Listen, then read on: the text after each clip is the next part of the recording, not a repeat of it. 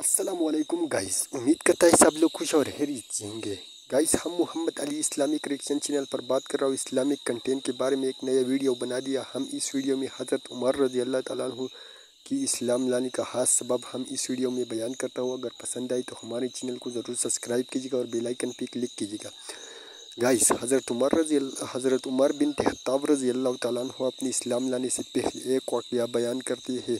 मैं आप सल्लल्लाहु अलैहि वसल्लम पास गया, देख कि आप सल्लल्लाहु अलैहि वसल्लम मस्जिद हराम में पहुंच गई है। मैं भी गया और आप सल्लल्लाहु अलैहि वसल्लम पीछे खड़ा हो गए।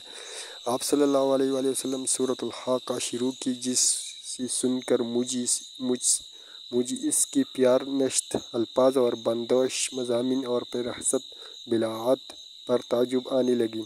आखिर मेरे दिल में ये ख्याल आया कि कुरैश ठीक कहती है, ये शायर है। अभी इसी ख्याल में था, आप सल्लल्लाहु अलैहि वसल्लम ने ये आयत की तिलावत की, इन्नहु लक़ौलु रसूलिन करीम व मा हुवा बिक़ौलि शाइरिन क़लीलुम मा तु'मिनून। तर्जुमा इस आयत का ये है, ये कौल रसूल करीम का है, शायर का नहीं है।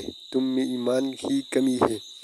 और तो मैंने ये ख्याल किया, अच्छा शायर नहीं सही, कहन तो ज़रूरत है। इधर आप सल्लल्लाहु अलैहि वसल्लम की तिलावत में ये आयत आया, वमा हुवा बिक़ौलि काहिनिन क़लीलुम मा तज़क्करून। और इस आयत के तर्जुमा ये है, ये काहिन का कौल भी नहीं है, तुमने नसीहत ही कमी ले है।